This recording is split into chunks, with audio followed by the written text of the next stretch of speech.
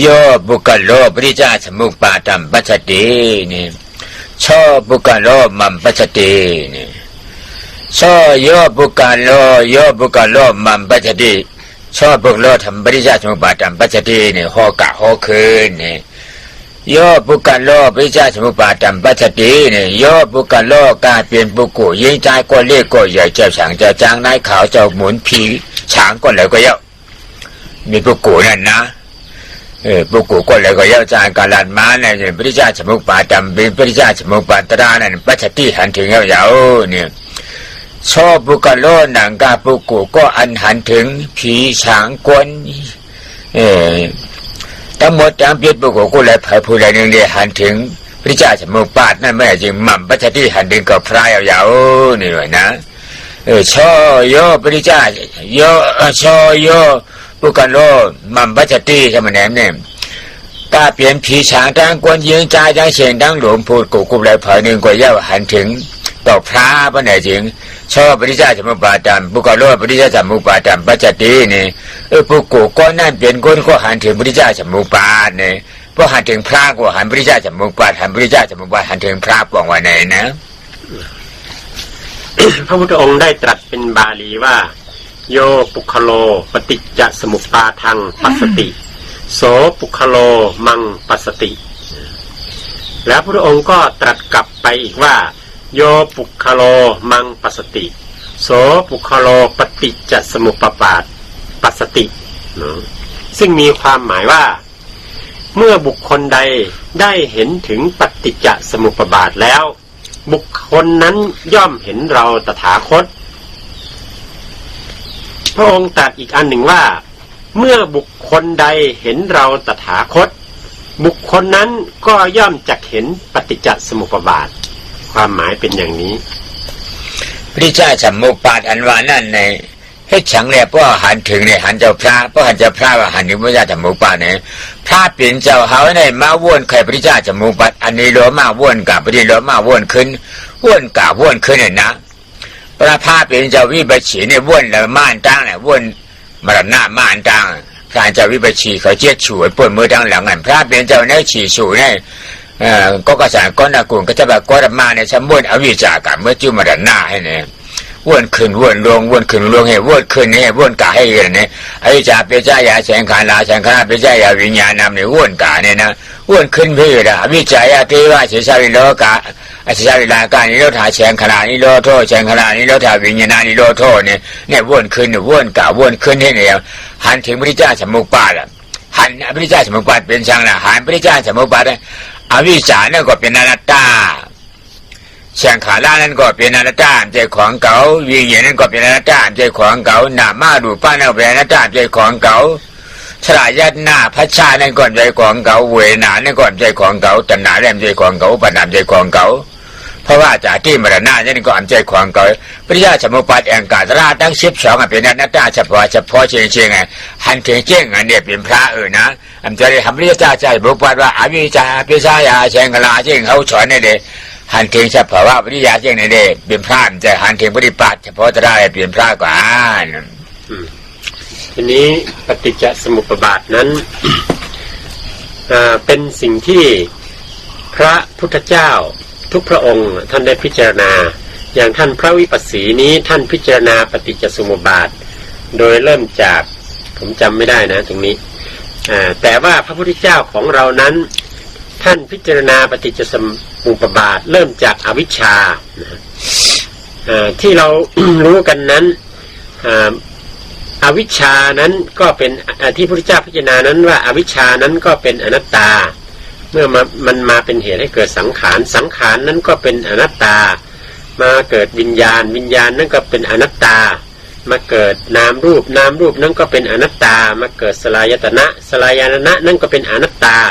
มาเกิดผัสสะผัสสะนั่นก็เป็นอนัตตามาเกิดตัณหาผัสสะทำให้เกิดเวทนาเวทนานั่นก็เป็นอนัตตามาทำให้เกิดตัณหาตัณหานั่นก็เป็นอนัตตาเป็นเหตุให้เกิดอุปทานอุปทานนั่นก็เป็นอนัตตาทำให้เกิดกรรมภวะกรรมภวะเป็นอนัตตาแล้วก็เป็นเหตุให้เกิดชาติชาติเป็นอนัตตาชรามรณะทั้งหลายนั้นก็เป็นอนัตตาความ ทุกข์ความโศกทั้งมวลทั้งหมดนั้นก็เป็นอนัตตาอย่างนี้พระพุทธเจ้าท่านพิจารณาเห็นถึงวงปฏิจจสมุปบาทนั้นล้วนแต่เป็นอนัตตาคือสภาวธรรมที่เกิดขึ้นเองเป็นเองบังคับบัญชาไม่ได้อย่างนี้จึงได้ความเป็นพระพุทธเจ้าขึ้นมาอย่างที่เราพิจารณาท่องกันอยู่ปัจจุบันนี้ว่าอวิชชาเป็นเหตุให้เกิดสังขารสังขารเป็นเหตุให้เกิดวิญญาณอันนี้เป็นความสืบต่อกันของเหตุและผลแต่พระพุทธเจ้านั้นท่านเห็นความเป็นอนัตตาของวงปฏิจจสมุปบาทที่มันสืบต่อกันนี้รวมทั้งหมดแล้วมันมาแล้วที่อนัตตาอย่างนั้นท่านถึงได้ความเป็นพระพุทธเจ้าขึ้นมาถ้าเป็นเจ้าว้วนใครหันถึงพระพุทธเจ้าสมมุติบาทในปองใจเลี้ยงใจไว้กูก่อนนะอวิชชานะไม่ใช่มันมหาเหอริกานุตบาลอวิชชานะแช่งขาล่าเมียงรอผ้ามาหน้าดิที่นะอันเท่ากันว้วนกูขามไม่เป็นดิที่อยู่นั่นน่ะนะดิที่เนี่ยเป็นเงาควันมันหมดปิดแต่พอว้วนว่าดิที่อยู่นั่นใช่ไหมอนัตตาเฉพาะใจของเก่านี่ก็ป้วนว่าบางเปลี่ยนอัตตาดิที่นั่นเนี่ยนะบอกกันนั่นนะพระเป็นเจ้าเนี่ยว้วนหันถึงตัวอะไรก็เยอะมีไว้อย่างนั้นมีไว้อนัตตาเดอัตตามีไว้อนัตตาเดอัตตานะอัตตานั่นเป็นโลกาแห่งขันธ์เฉพาะตราไว้อนัตตานั่นเป็นนี่ป่านหน้าเฉพาะตราไว้นี่ให้ปล่อยใจเลี้ยงเจออันนึงเป็นนี่โลธาอันเป็นแห่งขันธ์ไว้นะนี่โลธานั่นเป็นนี่ป่านเลยแห่งขันธ์นั่นเป็นแห่งขันธ์เป็นอัตตาดังนั้นพระพุทธเจ้าทุกพระองค์เนี่ยท่านก็พิจารณาปฏิจจสมุปบาทเหมือนกันตัวอวิชชานั้นคือตัวโมหะอหิริกะอนุตตปะอุทธัจจะกิเลส4ตัวนี้เป็นตัวอวิชชาเป็นเหตุให้เกิดทุกข์เนาะ เป็นเหตุให้เกิดทุกข์และเป็นเหตุให้เกิดสังขารตัวสังขารนั่นได้แก่ตัวตัณหานั่นเองที่เป็นต้นเหตุแห่งทุกข์อีกอันหนึ่งตัวสังขารนี่ก็มีโลภะมานะทิฏฐิคืออัตตทิฏฐิกับมานะนั่นเองทำ2ตัวนี้เป็นเหตุให้เกิดทุกข์ทีนี้เมื่อพิจารณาตัวปฏิจจสมุปบาทตัวต่อไปนั้นก็ตัวหนึ่งเป็นเหตุตัวหนึ่งเป็นผลตัวหนึ่งเป็นเหตุตัวหนึ่งเป็นผลตัวหนึ่งเป็นอัตตาตัวหนึ่งเป็นอนัตตาตัวหนึ่งเป็นอัตตาตัวหนึ่งเป็นอนัตตาอย่างนี้มันสลับกันไปอย่างนี้ตลอดเวลามีอัตตาเป็นตัวเหตุแล้วอนัตตานั้น เป็นตัวแล้วก็มีอนัตตาเนี่ยนะเป็นฝ่ายตรงกันข้ามของมันอย่างนั้นที่นี่ให้ปล่องใจลีๆนะปิจายาเนี่ยเป็นอัตตาเนาะนี่โลธาเนี่ยเป็นอนัตตานี่ที่เก็บมันก็น่ายกว่านะถ้าเป็นเจ้าว้วนกับว้วนคือปิจายาเนี่ยเป็นเหตุเป็นอนัตตาก่อนเป็นอัตตานะอัตตาเนี่ยเป็นเหตุเป็นแล้วผ่ามาหน้าที่เนี่ยเอาเตะจังเป็นเหตุมาเป็นเหตุเป็นเหตุทุกขานี่โลธาเนี่ยเพราะเหตุทุกขารับหมอเย็นหายแล้วนี่ก็ผลทุกขารับหมอเย็นหายฉันเป็นนี่โลธาเป็นอนัตตาเนี่ย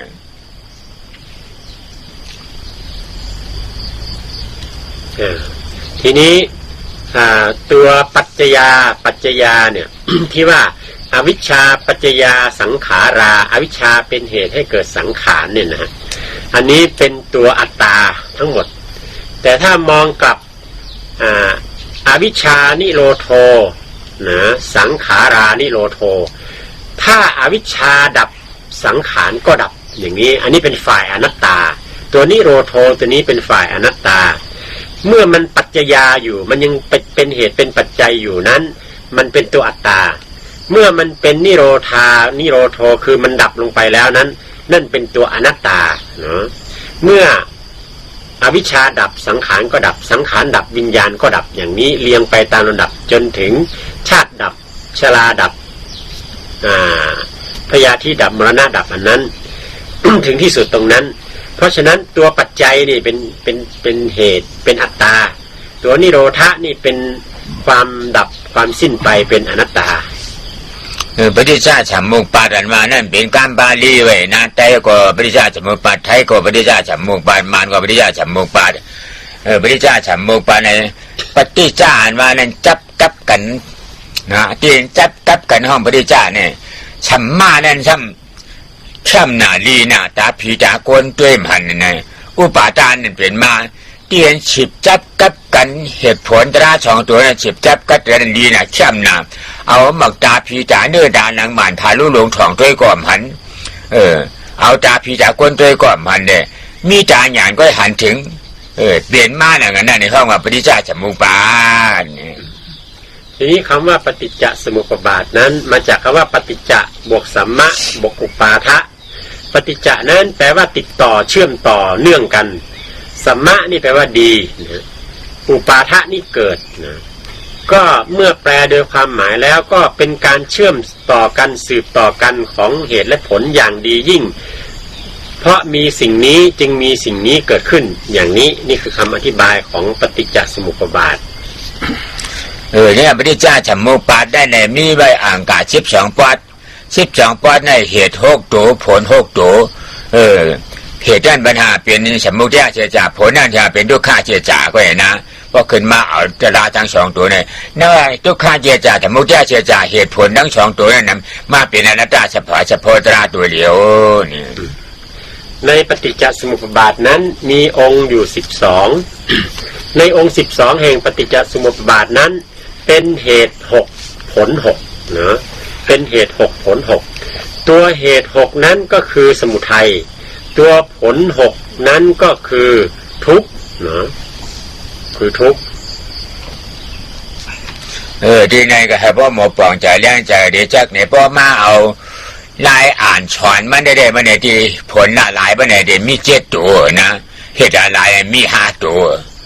พอมาเอาขึ้นมาหุบพอมาหุบไปเนี่ยจึงลาดกาตัวเลยตัวนั้นเหตุ6ผล6เนี่ยมีไว้ขนาดหนึ่งนะแต่ว่าพอมาลาดเหตุเนี่ยพอมาหุบเหตุอะไรไปอย่างไรเนี่ยอวิชชาเหตุเชียงขาล่าเหตุตัณหาเหตุอุปาทานเหตุภาวะเหตุนี่เป็นเหตุ5ตัวเนี่ยนะกับมาภาวะเนี่ยเป็นเหตุ5ตัวกำเนิดวิญญาณนี่นามยุคเหตุสลายยรณะพระชายเวรนาเหตุจาที่จะรามรณะจราเจตัวเนี่ยเป็นผลนี่เนี่ยผลมี7ตัวเหตุมี5ตัวเนี่ยที่ได้วนแต่ละที่ได้เปลี่ยนตราใน7ตัวเนี่ยเปลี่ยนใน7ตัว5ตัวใน7ตัว5เนี่ยเปลี่ยนนี่ใน5ตัวตัวใน5ตัว5ว่าเขาบอกปองแจงเลี้ยงเจอนะพระเป็นเจ้าเนี่ยตัวใน5ตัวนั่นนะเปลี่ยนใน5ตัวนั่นใน7ตัวนั่นเปลี่ยนมันนี่ให้ปองแจงเลี้ยงเจอนั่นในเหตุ6ผล6นั้นเมื่อมาว่าโดยรวบแล้วน่าจะมีเพียงเหตุ5นะแล้วเป็นผล7นะตัวที่เป็นเหตุนั้นมีอะไรมีอวิชชามีสังขารตัณหาอุปทานกรรมภวะที่เหลือนั้นก็เป็นผลนะก็มีวิญญาณนามรูปสลายตนะผัสสะชาติเวทนาเนาะเวทนาชาติมรณะชาติกับมรณะอันนี้7ตัวอันนี้เป็นผลที่จะต้องได้รับที่เหตุที่ผล7ตัวนั้นพระเป็นอะไรที่จะช่วยเอาก็เลยไว้หลาเนี่ยที่จะช่วยเอาที่เหตุมันนั่นนะเพราะดีกับแปดที่ผลนั่นนะที่เป็นในเขาอาจารย์ที่เดียมาตากาเพราะว่าแปดที่เหตุนั่นในเขาวิปัสสนาภาวนาสระกาเหตุอันว่านั้นมันขึ้นมาหูเพียงกันเนี่ยมากกว่าก็เลยเหตุนั่นเนี่ยผลเนี่ยเกิดที่มรณะเหตุเนี่ยเกิดผลเนี่ยเกิดขึ้นมากก็เลยที่ผลเกิดขึ้นมาเวทนาตราเจตตัวมากกว่าที่เวทนาผลตราเจตตัวมากกว่าที่เวทนาเหตุราหาตัวเนี่ยมากกว่าอะไรมากกว่าที่ตัณหา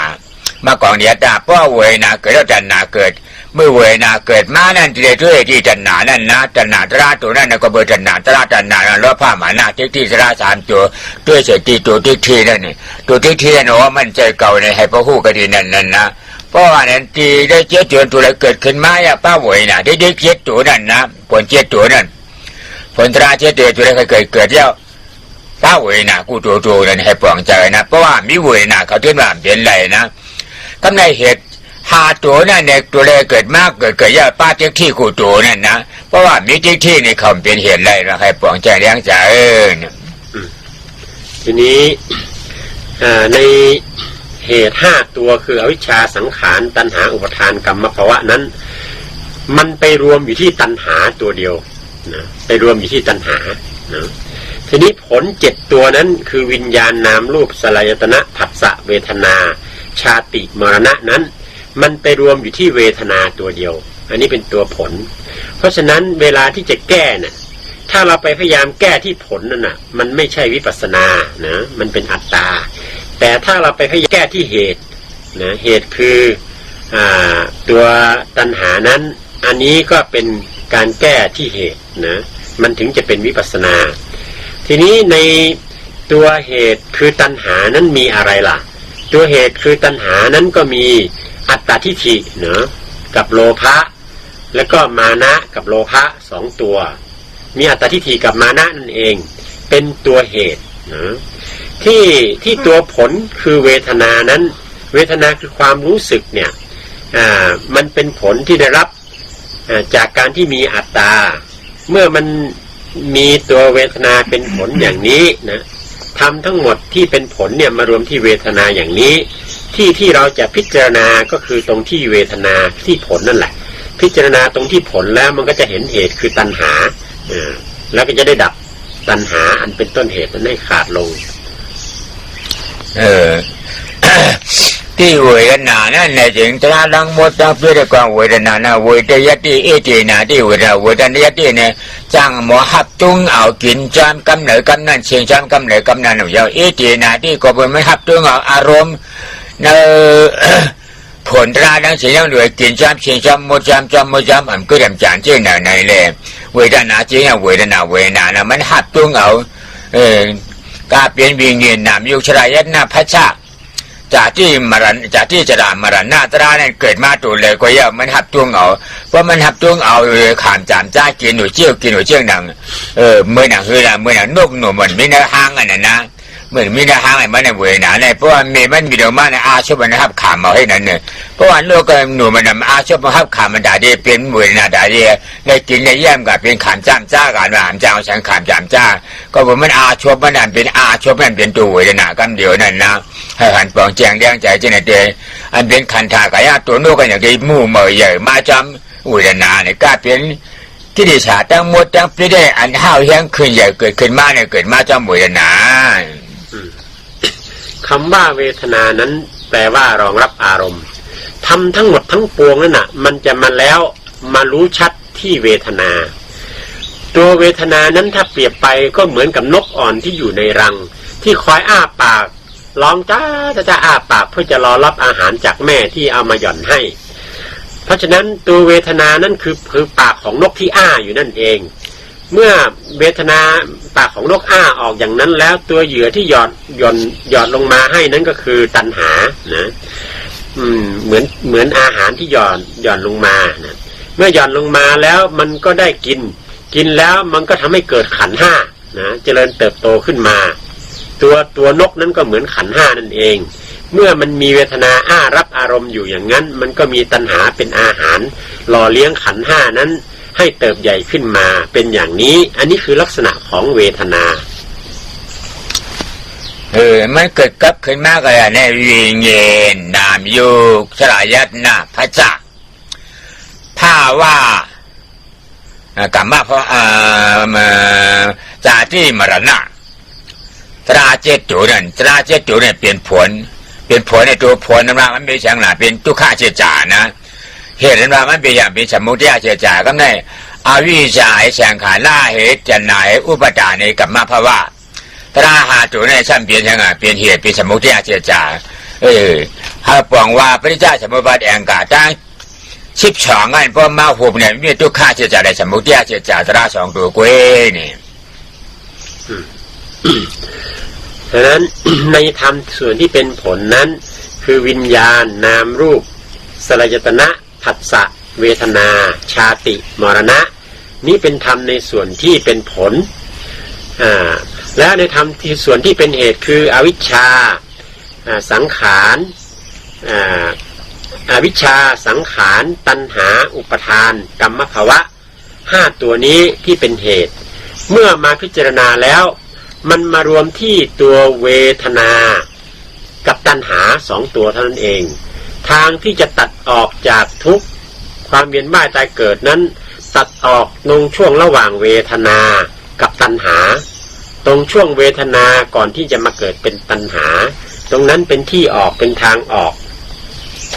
ในละแจกเคสสองปอเลยหา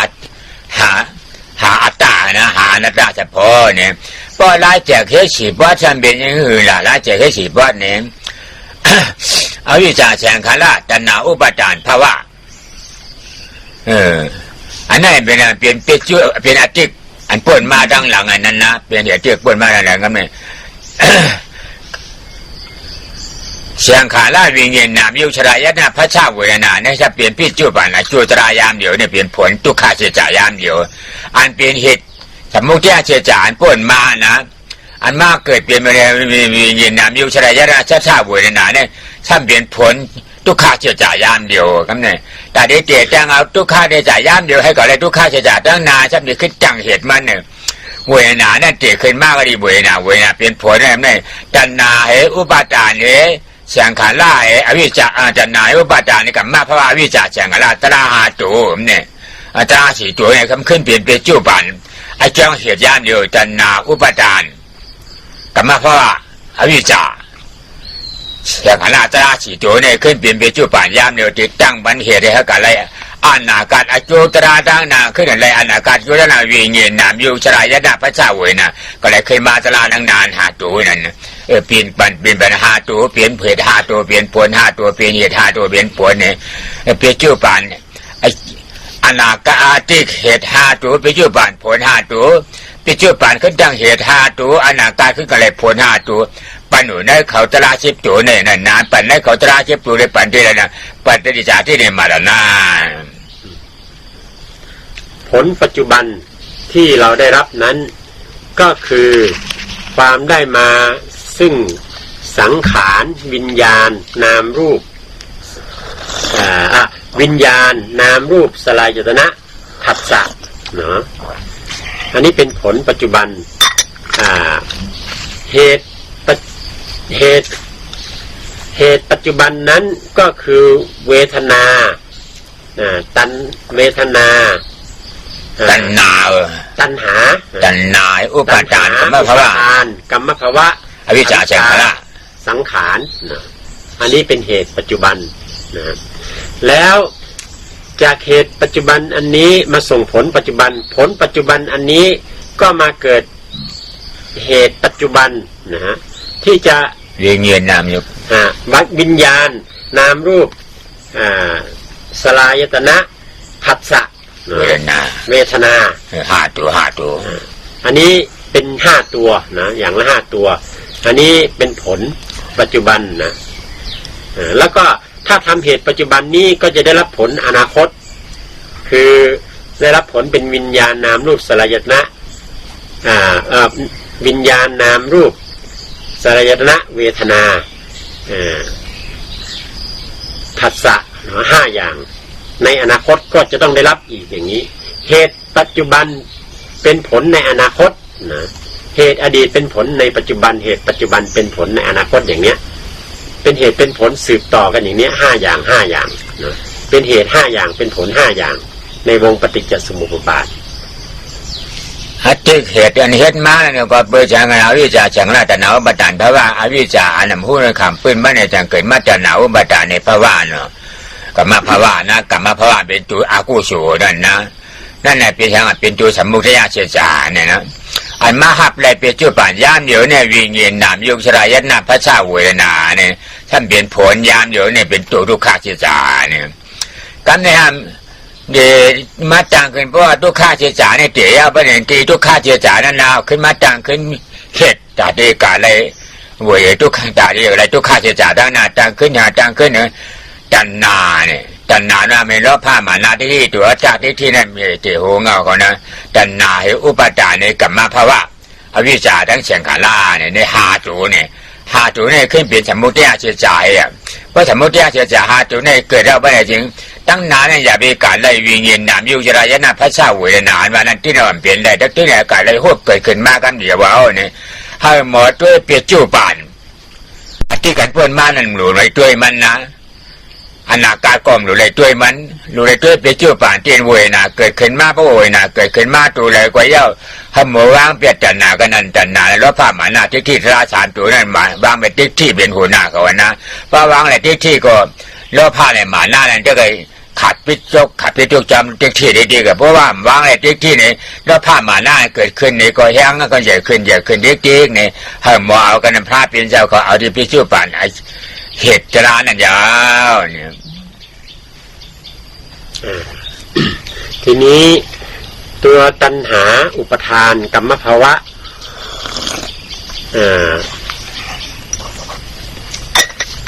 อวิชชาสังขารอันนี้เป็นเหตุเนาะเมื่อมีเหตุปัจจุบันแล้วผลอนาคตก็ย่อมจะต้องได้รับนะเป็นสังขารนามรูปสลายตนะผัสสะเนาะทีนี้ เมื่อมันมีเหตุปัจจุบันแล้วมีผลให้รับในอนาคตนะแล้วผลที่รับอยู่ปัจจุบันนี้ก็มันเป็นมาจากเหตุอดีตหลวงพ่อก็บอกว่าให้สนใจตรงปัจจุบันตรงผลปัจจุบันตรงเหตุปัจจุบัน ให้สนใจตรงปัจจุบันเพราะว่าอนาคตและอดีตนั้นไปแก้ไขทำลายอะไรมันไม่ได้เพราะฉะนั้นในเหตุปัจจุบันที่มันจะทำให้เกิดผลในอนาคตนั่นแหละให้สนใจตรงนั้นพิจารณาตรงนั้นในเหตุปัจจุบันนั้นก็คือตัวตัณหาอุปทานกรรมภาวะนะอวิชชาสังขารเนาะ5อย่างเนี่ยที่ต้องสนใจมากที่สุดคือตรงตัณหาที่ตัณหามันจะเกิดถ้าสนใจตรงนั้นแล้วเราระวังไม่ให้มันเกิดเสียมันก็จะหยุดเหตุปัจจุบันผลอนาคตก็จะไม่ได้รับนะเนี่ยการที่จับเหตุผลที่จับกันนั่นให้หมอเอาที่เหตุผลที่จับกันนั่นนะที่เหตุผลที่จับกันเนี่ยเพราะมาเอาตราดังชิบช่างไม่ทีเดียวเหตุผลที่จับกันก็ได้ในเวทนาเวทนาชอบตัวไว้นะเวทนาดันนาเพราะหมอเอาพระเป็นเจ้าเขาได้ในจริงอวิชชาได้เสียงขาล่านก็เอาอะไรเสียงขาล่าอะไรวิญญาณก็อะไรวิญญาณเนี่ยนำโยกันก็เอาอะไรโยกเหตุผลขีบซับกันตั้งชิบช่องตัวที่เลยในก็เอาให้อนัตตาอะไร6 ตีนั่น6 ตีนั่นนะอนัตตานั้น6 ตีอันเปลี่ยนปกติสาวก็สาวก็มาสาวก็รู้ฮักเจ้าคนนั้นตาตีขึ้นจำพระเป็นเจ้าเนี่ยเปลี่ยนไหลที่ได้เอากันละล่ะเนี่ยที่ได้เอาเหตุผลที่ขีบกันเป็นชื่อป่านย่ำเดียวนั่นเป็นชื่อป่านย่ำเดียวนั่นนี่มีเวทนาช่องมีเวทนาช่องมีเวทนานั่นในเชิงนี้อวิชชาตัณหานั่นที่จับกันนั่นอันหนึ่งมีเหตุผล5 อันเหตุกับ5 อันผล5 อันอันนี้ถ้ามีเหตุ5 อันผล7 อันที่ได้เอาที่เหตุ5 อันผล7 อันที่ได้เหตุ5 อันในผล5 อันที่เวทนาเชียงๆกันนะเพราะหมอเอาที่เวทนากันเป็นตราทั้งหมดทั้งเปียได้อวิชปฏิจจสมุปบาททั้ง12แห่งกานั่นกับจู้กวางกันที่เวทนานั่นเชียงๆเพราะจู้กวางกันที่เวทนานั่นผลตราทั้ง6 ตัวผลตราทั้ง5 ตัวจู้กวางกันที่มันเพราะกวางกันที่มันนั่นเนี่ยเมื่อเกิดกระดีมันนั่นหมายถึงเหตุ5 ตัวนั่นก็มันจู้กวางกันที่ตัณหานั่นเนี่ยเพราะยับเลยตัณหานั่นรับหมดเย็นหายเอาเนี่ยเป็นนี่ลดท่ากับเชียงๆเนี่ยทีนี้ จุดต่อกันของกรรมเหตุและกรรมผลนั้นจุดต่อกันที่ออกง่ายที่สุดเห็นง่ายที่สุดคือจุดต่อระหว่างเวทนากับตัณหาเมื่อมีเวทนาเกิดขึ้นก่อนจะมาเกิดตัณหานั่นน่ะเป็นจุดต่อที่ง่ายที่สุดสำหรับผู้ประพฤติปฏิบัติทั้งหลายที่จะได้ไปพิจารณาแล้วหักออกจากวงปฏิจจสมุปบาทอันนี้เป็นธรรมดาของปกติสาวกทั้งหลายส่วนพระพุทธเจ้าทุกๆพระองค์นั้นท่านจะหักออกตรงไหนก็ได้ในช่วงต่อละทั้ง6นะช่วงต่อระหว่างอวิชชากับสังขารระหว่างสังขารกับวิญญาณระหว่างวิญญาณกับนามรูประหว่างนามรูปกับสลายตนะระหว่างสลายตนะกับผัสสะนะระหว่างผัสสะกับเวทนาระหว่างเวทนากับตัณหาท่านจะออกตรงไหนก็ได้พี่นาเห็นชัดแล้วก็หักออกได้อย่างนั้นทีนี้ในส่วนของปกติสาวกพวกเราทั้งหลายนั้นเนื่องจากว่าทำที่เป็นเหตุ5 ผล 7หรือเหตุ5 ผล5ดังที่หลวงพ่อได้กล่าวมาน่ะซึ่งจำยากหน่อยก็ไม่เป็นไรให้จำตรงช่วงระหว่างเวทนากับตัณหาก็แล้วกันมันมีช่วงต่อของมันมารวมกันที่เดียวกันคือที่เวทนากับตัณหาเนาะเมื่อมีผัสสะเกิดเวทนาเมื่อมีเวทนาก็เกิดตัณหานะถ้าตรงจุดที่เวทนาความรู้สึกนั้นเราพิจารณาที่เวทนาความรู้สึกนั้นแล้ว เราก็จะปิดกั้นไม่ให้กตัณหามันได้เกิดปิดกั้นความยินดีร้ายที่มันจะเกิดขึ้นตัณหาก็ไม่เกิดละตัณหาไม่เกิดตาก็ไม่ได้อาหารมันก็ตายมันก็ผอมนะหรือว่าถูกฆ่าตายอันนี้จึงเป็นจุดต่อที่สำคัญที่หลวงพ่อว่าเราปกติสาวกไม่ต้องคิดมากหรอกให้พิจารณาตรงช่วงต่อระหว่างเวทนากับตัณหานั้นเถิดแล้วก็จะสามารถหักออกจากวงปฏิจจสมุปบาทให้ขาดเป็นสองท่อนได้ที่เหตุผลนั้นพระเป็นเจ้าว่าพระเจ้ากระมีว่าชุตุกรานี่พระเจ้ากระมีว่าที่เหตุผลราชองตัวมาฉิบจับกันจะได้ให้หมอรับตาเลือมึนปิดตาหมักตาปัญญาจะได้เยี่ยมเยียกให้เห็นให้หันนั่นในจริงตุกราเนี่ยหยาบหนาวเนี่ยนะหยาบหนาวหยาบหนาเห็นไหมมีช่างแทงยาวๆเนี่ยให้ช่างหยาบละอันนั้นมาแต่กล้าจำฉลาดจาดหนึ่งเรียจาดหนึ่งเกิดเปลี่ยนมาเนี่ยมันยำยักยำเยี่ยมยำตัวอย่างนะอันนั้นยำเยี่ยมยำตัวยำเฮ็ดนั่นมันบ้ามาเฮ็ดมาหามหันมันเนี่ยจึงมันจึงเป็นอันหยาบบนโมเนี่ยพระองค์ได้ตรัสเป็นบาลีว่าปัจจยกระเมวะทุตุคราซึ่งแปลว่า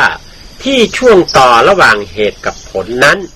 ที่จะมาพิจารณาให้เห็นขึ้นได้นั้นเป็นสิ่งที่ยากยิ่งชาติภพที่ได้เวียนว่ายตายเกิดมาเนี่ยถ้าหากไม่ได้มาศึกษาไม่ได้มาพบอย่างนี้แล้วมันยากมากที่จะไปพิจารณาตรงจุดต่อระหว่างเหตุกับผลอย่างนั้น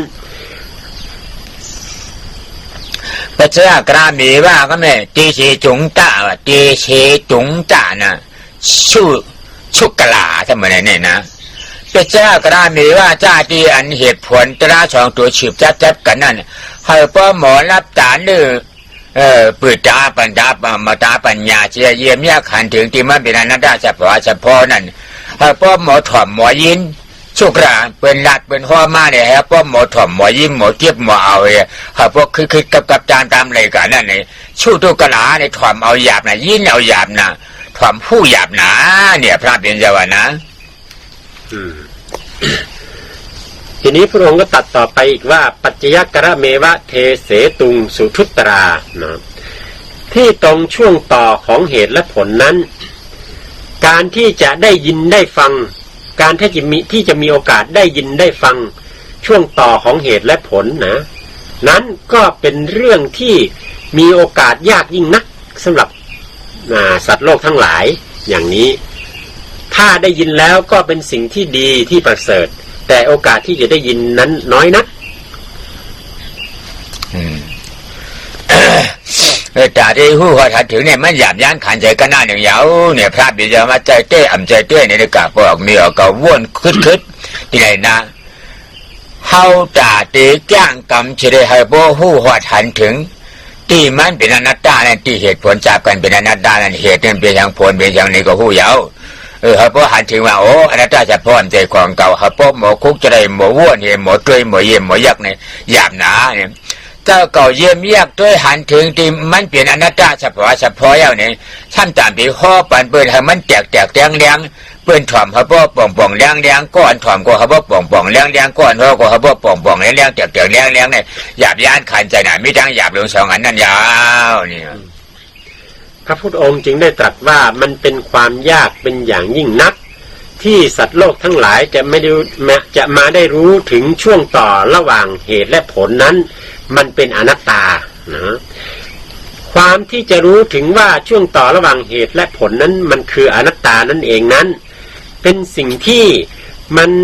จะหาฟังได้ยากนะผู้ที่จะอธิบายให้รู้ก็หาได้ยากนะผู้ที่อธิบายให้รู้นั้นจะเข้าใจแจ่มแจ้งชัดเจนก็หาได้ยากอย่างนี้เป็นต้นเพราะฉะนั้นความยากในโอกาสที่จะได้มาฟังธรรมที่แสดงถึงความสืบต่อระหว่างเหตุและผลนั้นในช่วงระหว่างกลางนั้นคืออนัตตามันหาคนที่จะมาแสดงให้ฟังได้ยากคนที่จะไปพบเห็นธรรมอย่างนี้รู้ธรรมอย่างนี้ก็มีได้ยากมีได้น้อยรู้โดยละเอียดชัดแจ้ง จนสมบูรณ์หมดก็มีได้น้อยโอกาสที่จะได้ฟังก็มีได้น้อยฟังแล้วจะได้ปฏิบัติ ในการพิจารณาจนเห็นถึงอนัตตาในระหว่างช่วงต่อของเหตุและผลนี้ก็เป็นสิ่งที่มีได้ยากยิ่งนักอันนี้พุทธองค์จึงตรัสว่าเป็นของยาก ก็เปิดมันหยาบย้านขันใจเจ้าในพระเป็นเจ้าอย่างว่าพอหันถึงพระพุทธเจ้าจมูกปาดก็หันถึงเก่าพระเหยาเนี่ยพอหันถึงเก่าพระก็หันถึงพระพุทธเจ้าจมูกปาดเหยาเนี่ยพระพุทธเจ้าจมูกทั้งอังกาชิบ2อันเป็นตัวปรามาสพระเป็นเจ้าอันว่านั่นสมมติพระเป็นเจ้านั่นก็เป็นปรามาสเขาเป็นเฉพาะตราตัวเดียวกันนะปรามาสนั่งกันพอหันถึงปรามาสเลยก็เขาที่หันถึงเจ้าพระป้อมหันถึงปรามาสก็หันถึงเจ้าพระอันแต่ที่หันถึงเจ้าพระนั่นเนี่ยตานั้นก็จะเปลี่ยนตาปรามาสป้อมจะตาปรามาสก็หันถึงปรามาสเนาะก็เพื่อนั้นเลยตาเด็กพึกเอาเขาเลยตาปรามาสได้ง่ะวนเลยด้วยเลยเนี่ยสมาเชียงกับป้าสมาเดี๋ยวที่พระเป็นเจ้าข้อไว้เป็นนั้นอันนั้นเป็นตาปรามาสดังนั้นเมื่อทำดังที่กล่าวมานี้เนี่ยเป็นสิ่งที่เห็นได้ยากรู้ได้ยากพระพุทธองค์ถึงได้ตรัสว่าเมื่อผู้ใดเห็นปฏิจจสมุปบาทผู้นั้นเห็นเราตถาคตเมื่อผู้ใดเห็นเราตถาคตผู้นั้นก็ย่อมจะเห็นถึงปฏิจจสมุปบาทเนาะทีนี้ เพราะอะไรเพราะว่าปฏิจจสมุปบาทนี้มันเป็นปรมัตถ์มันเป็นอนัตตามันเป็นธรรมที่เอาตาเนื้อตาธรรมดาสามัญตาที่ประกอบด้วยบัญญัติอัตตานี้ไปมองหามันจะไม่เห็นความที่จะได้เห็นปฏิจจสมุปบาทนั้นต้องทำตานี้ให้มันเป็นตาปรมัตถ์คือตาปัญญาเมื่อตาปัญญาตาปรมัตถ์สัมมาสังกัปปะสัมมาทิฏฐินี้เกิดขึ้นมาแล้วเนี่ยมันถึงจะพิจารณาเข้าไปเห็นนะวงแห่งปฏิจจสมุปบาทอันนี้เห็นรอยต่อระหว่างเหตุกับผลเห็นชัดเข้าไปถึงว่ารอยต่อระหว่างเหตุกับผลนั้นมันเป็นอนัตตาขั้นอยู่ในระหว่างนั้นถ้าเห็นชัดอย่างนี้แล้วจึงได้ชื่อว่าเห็นพระพุทธเจ้าเนาะพุทธเจ้าจังว่าโยบุคโลเนี่ยปฏิจจสมุปบาทหน้าปัจจติวัฏฏตามจีวินาติโยเนี่ยก็ผู้อายุเกิดมาอาชากมิวปากปีนั่นนะปฏิจจสมุปบาทเหตุผลฉิบกับจับกันมือปิจุปานเกิดขึ้นเมาในยามพองปิจุปานนั่นเอง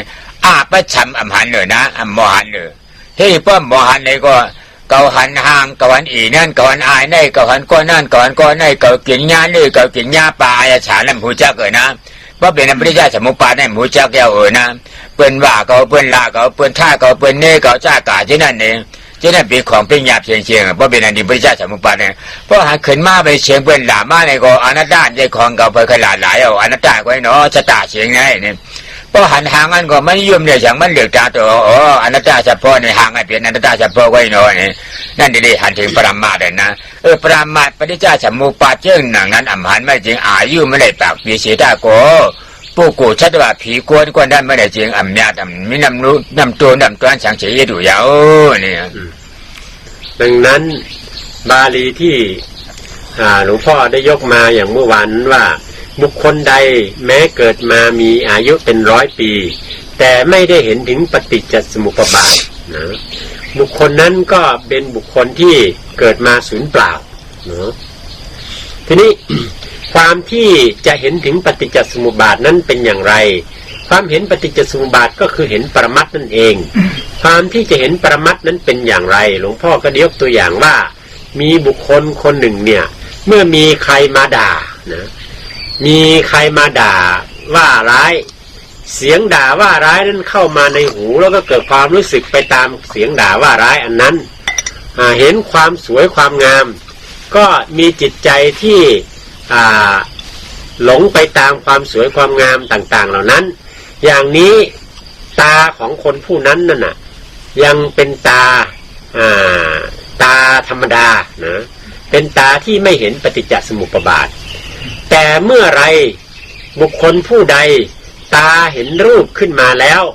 รูปนี้ก็สักแต่ว่ารูปเป็นอนัตตาไม่ใช่สัตว์บุคคลตัวตนเราเขานะแล้วก็วางไปความยินดียินร้ายไม่เกิดขึ้นเสียงที่เข้ามาจะเป็นเสียงด่าเสียงชมเข้ามากระทบที่หูเสียงก็สักแต่ว่าเสียงเมื่อมากระทบสัมผัสรู้แล้วเสียงที่มากระทบนี้อนัตตาบังคับบัญชาไม่ได้ไม่ใช่ของเราปล่อยวางลงไปอย่างนั้นอันนี้ได้ชื่อว่ามีตาอันเป็นปรมัตถ์มีหูอันเป็นปรมัตถ์ได้เห็นอย่างนี้แล้ว จึงได้ชื่อว่าเห็นปรมัตถ์เห็นอนัตตาเห็นปฏิจจสมุปบาทเพราะว่าอัมหันปรมาณนั่นเมื่อไหร่อภิชาฉัมมุปาปรมาเฉพาะเฉพาะนั่นเมื่อไหร่จึงอายุเขาอยู่ปากปีก็เลยว่าเป็นกวนชุมเลยมาเปิดก็มีกวนเอาชุมจัดชุมปันเพราะว่ากวนไล่หยาบไล่ผืดเพราะเป็นฐานะทางหยาบกวนนั่นแต่ไรมาเปลี่ยนกวนไหนมาเปลี่ยนกวนในฉันมาเอาชุมกว่าเนี่ยพระเปลี่ยนเยาว่ายินชุมจะได้กวนนั่นเนี่ยเพราะว่ามาหันถึงยุท่านนำท่านปรามาเฉพาะเปียจูป่านยามฟัง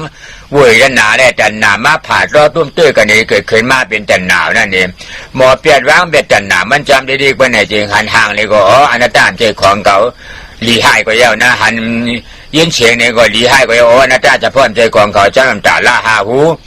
ที่แต่ละหาหูนั่นเขาว่าเป็นชื่อป่านอายุที่มนุษย์ตัวละหาหูนั่นในการละมนุษย์ตัวละนั่นก่อนเป็นชื่อป่านเดชางอติเดชางอันดับการเดชางเนี่ยทั้งสามอันในได้กับละสามป้าฮับไล่หนังกันฮับไล่กับละสามป้าวนไล่ขึ้นมามือป่นมาเมื่อว่ามือเช่นว่าเป็นหลาก็โอ้อนัตตาเฉพาะมันใจเป็นหลาก็หลวงในก็แหมอันว่นก็ดีไปครับถึงก็โอ้อนัตตาเฉพาะหลวงในเอาที่อายุตัวล่าหาเปิดเงินเฉยได้เปลี่ยนมาเปลี่ยนจูป่านย้ำพอเงินบ้านนั้นมือนั่นเลยจริงห้างว่ากวนผู้หันถึงเหตุผลพระเจ้าสมุปบาทยาวๆดังนั้น ผู้ที่เกิดมาเป็นคนแม้อายุ100 ปีนะไม่รู้จักปฏิจจสมุปบาทไม่เห็นปรมัตถ์แล้วก็เป็นคนศูนย์เปล่าจริงๆเพราะว่าความที่จะได้มาเกิดเป็นคนนั้นไม่ใช่ของง่ายเลยต้องบำเพ็ญทานศีลบารมีมานับไม่ถ้วนนับชาติไม่ถ้วนถึงจะได้มาเกิดเป็นคนทำให้มาเกิดเป็นคนด้วยความยากลำบากอย่างนี้แล้วกลับไม่ได้ใช้ค่าแห่งความเป็นคนให้คุ้มค่าไม่ได้รู้เห็นปรมัตถธรรมไม่ได้รู้เห็นปฏิจจสมุปบาทอันนี้จึงได้ชื่อว่าเป็นผู้ที่เกิดมาเป็นคนเสียเปล่าเนาะแต่ว่าผู้ใดที่เกิดมาเป็นคนแล้วได้มาเห็นปรมัตถธรรมเห็นปฏิจจสมุปบาทที่สำคัญคือเห็นช่วงต่อระหว่างเวทนากับตัณหาเนาะหลับตาพิจารณาเข้าไปในกายในจิตแล้วรู้ถึงเวทนาที่เกิดขึ้นนะเมื่อเวทนาเกิดขึ้นแล้วความรู้สึกเกิดขึ้นแล้วทุกสิ่งทุกอย่างที่จะมากระทบให้รู้สึกเกิดขึ้นนั้นพิจารณาเห็นว่ามันเป็นอนัตตาโอ้อนัตตาไม่ใช่ของเราปล่อยวางลงไปตัณหามันก็ไม่เกิดนะเมื่อพิจารณาได้อย่างนี้แล้วตัณหาไม่เกิดอยู่อย่างนี้อยู่เรื่อยๆในทุกการสัมผัสความรู้สึกอันนี้ก็จะได้ชื่อว่าเป็นผู้ที่เกิดมาไม่เสียชาติเกิดที่ไหนได้ปองใจข้างผางมาหน่อเมหน่อปองก็ไม่เท่าเข้าใจยังก็ใจแล้วค่ะใจแล้วค่ะปฏิจจสมุปบาทเนี่ยพอเปลี่ยนตู้เปลี่ยนผ้าเปลี่ยนเนียนเขาทั้งหมดเลยไรกูเจ้ากูตวนกูป้านะอวิจาปัจจายาสังขาราปัจจายาวิญญาณนำเนี่ยปฏิจจสมุปบาทมีอยู่ที่ไหนนั่นไม่เห็นนะมีอยู่ที่ไหนที่แรกมีที่ไหนรับตาเห็นนี่นะรับตาเห็นนี่เอาปากเห็นนี่ไม่ใช่ใบของเห็นนะปากเห็นหูเห็นมันไม่ใช่ของเห็นที่เรียกตาเห็นปากเห็นนั่นว่ามันเป็นอย่างไรเนี่ยเป็นวิทยานะวิทยาเห็นหูเห็นเนี่ยเป็นหูเนี่ยหูไม่ใช่เป็นสติสมาธิเห็นตาเห็นเนี่ยเป็นสังเป็นสมาธิที่สมาธิกับป้าเห็นที่ได้เป็นสมาธิสมาธิกับป้าเห็นนะเนาะอันนี้ก็จะเลยมีอยู่อันนี้ก็จะเลยมีอยู่อันนี้ก็จะเลยมีอยู่ทั้งชั้นอย่างนะเพื่ออันที่ตาอันสำคัญในตาเนี่ยนะหลวงพ่อบอกว่าเป็นไงแม่เข้าใจแล้วยังนะเนี่ยที่พวกเราเพียรปฏิบัติกันทุกวันเนี่ยเรานั่งวิปัสสนาเนี่ยก็นั่งหลับตาเพื่อให้เห็นเวทนาความรู้สึกเมื่อเห็นเวทนาความรู้สึกถ้าเราไม่ทันปล่อยวางเป็นอนัตตามันก็เกิดเป็นตัณหาถ้าปล่อยวางเป็นอนัตตาได้ตัณหาก็ไม่เกิดเนี่ยเราฝึกอยู่ทุกวันทุกเวลานาทีเนี่ยก็ฝึกตรงเนี้ยอันเนี้ยคือฝึกให้เห็นปฏิจจสมุปบาทแต่เห็นตรงจุดสำคัญคือช่วงต่อของมันระหว่างเวทนากับตัณหาทีนี้ในเรื่องของปฏิจจสมุปบาทนั้นถ้าเป็นพระเป็นเนนเนี่ยจำกันได้ทุกรูปทุกองค์อวิชชาปัจจยาสังขาราปัจจยาวิญญาณังปัจจยานามรูปังนามรูปะปัจจยาเวทนาปัจจยาตัณหาเนี่ยท่องกันมาหมดเลยหลวงพ่อว่าไอ้ที่ท่องอยู่นั่นน่ะมันเป็น เป็นเห็นปฏิจจสมุปบาทที่ปากนะที่ปากนะหรือเห็นปฏิจจสมุปบาทที่หูเพราะไปท่องไปจำไปฟังมาแต่ไม่เห็นปฏิจจสมุปบาทที่ตาคือตาในตาปัญญาที่หลับตาเนื้อแล้วก็เห็นเข้าไปข้างในที่เห็นปฏิจจสมุปบาทด้วยตาในนั่นก็คือที่เราหลับตาแล้วก็เห็นความรู้สึกเจ็บปวดเต้นตอดเหน็บซ่านเย็นร้อนอ่อนแข็งรูปเสียงกลิ่นรสต่างๆผุดขึ้นมาแล้วก็เกิดความรู้สึกขึ้นมาพอเกิดความรู้สึกขึ้นมามียินดียินร้ายมียินดียินร้ายวางไม่ได้เป็นตัณหานี่เราเห็นแล้วนี่ทุกคนเห็นแล้วเห็นทุกเห็นชัดแล้วนี่แต่ว่าเรายังวางยินดียินร้ายไม่ได้ตลอดมันก็เป็นตัณหาหมุนวนอยู่อย่างนั้นปฏิสมาธิมันก็หมุนวนแต่เมื่อไหร่เราวางได้มันก็ไม่หมุนวนอย่างนี้อันเนี้ยต้องเห็นด้วยตาอันนี้ตาสองข้างเนี่ยเปรียบเหมือนอะไรเปรียบเหมือนตาปัญญาสัมมาสังกัปปะสัมมาทิฏฐิที่หลวงพ่อพูดอยู่ตลอดเวลาคือตาตัวที่พิจารณานะดูก่อนนะดูนี่เป็นสัมมาทิฏฐิแล้วเห็นนะเห็นแล้วก็พิจารณาแล้วก็เห็นลึกเข้าไปเห็นลึกเข้าไปเห็นลึกเข้าไปจนเห็นความรู้สึกต่างๆเห็นเวทนาต่างๆชัดเจนเห็นตอนที่มันไปเกิดตัณหาเห็นตอนที่มันไม่เกิดตัณหาเมื่อเราเห็นอนัตตาชัดเจนเมื่อเรารู้ถึงความเป็นอนัตตาอย่างนี้อันนี้แหละได้ชื่อว่าเกิดมาไม่เสียชาติที่เกิดมาเป็นคนรู้จักแล้วนี่บางคนก็ชัดมากบางคนก็ยังไม่ชัดบางคนที่ชัดมากๆก็สบายไปแล้ว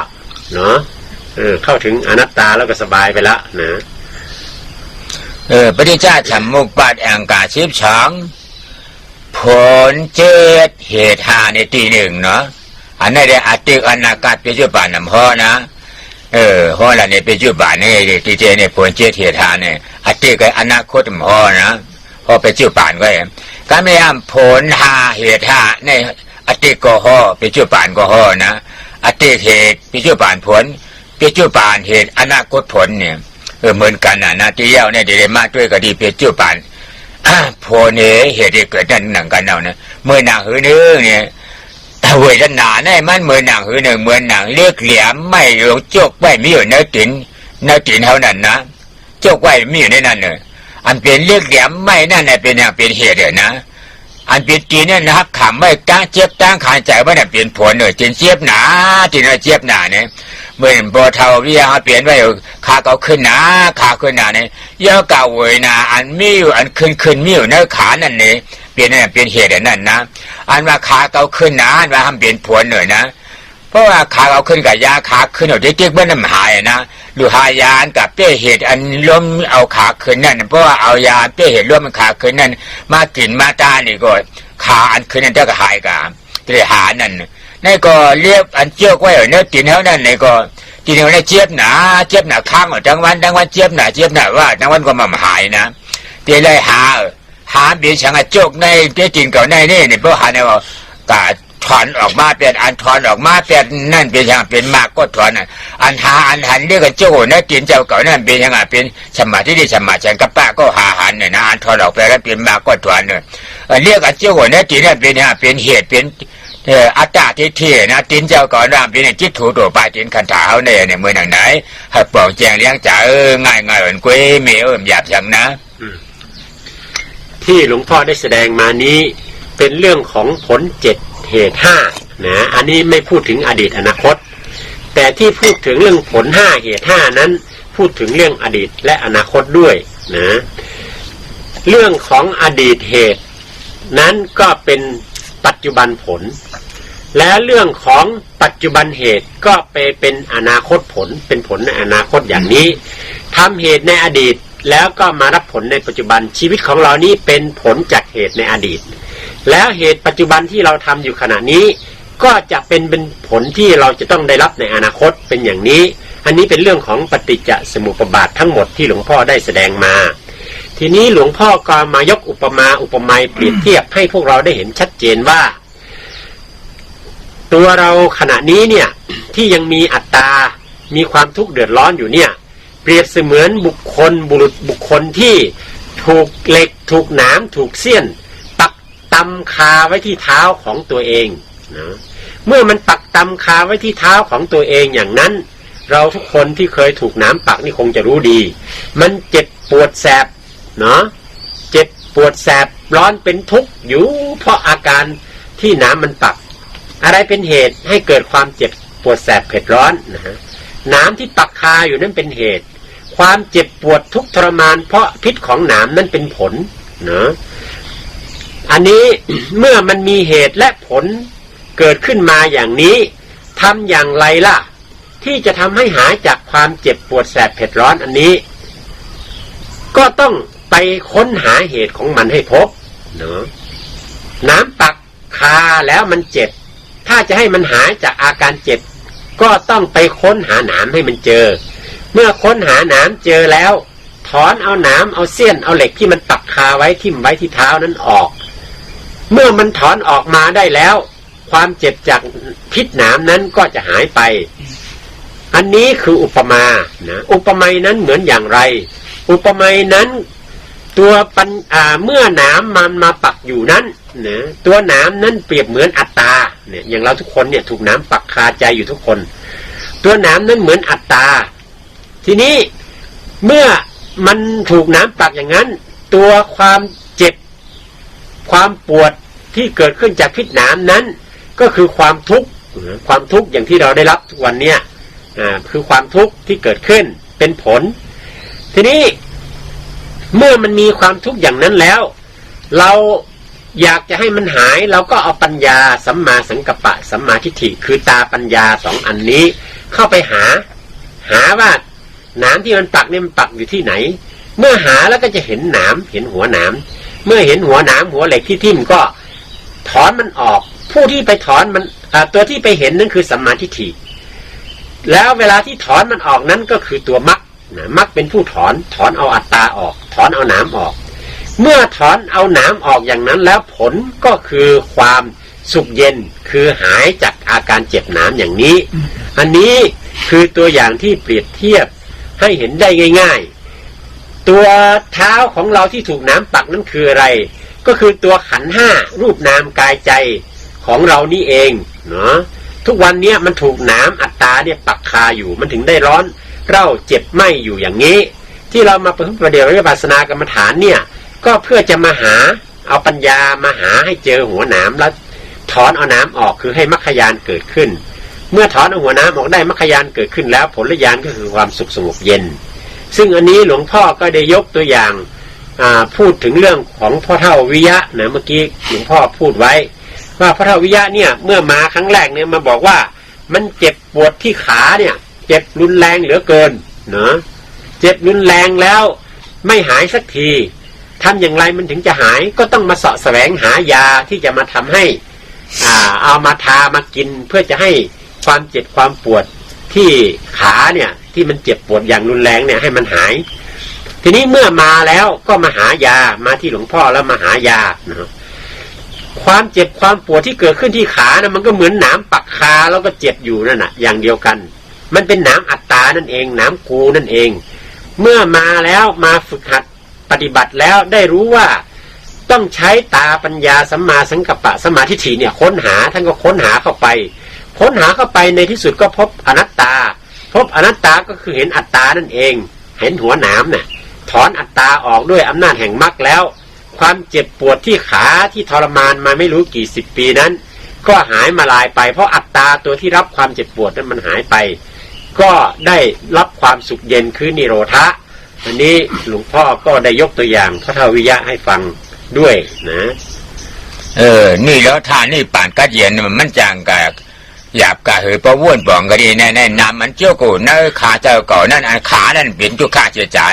น้ำนั่นเป็นสมุทัยเสียจ่ายเป็นนัตตาเด็กที่ไว้นะก็เอาน้ำนั่นออกเกี้ยวเมื่อไหร่หญิงเป็นช่างหลานเอาน้ำนั่นออกก็เป็นมรรคเสียจ่ายนะ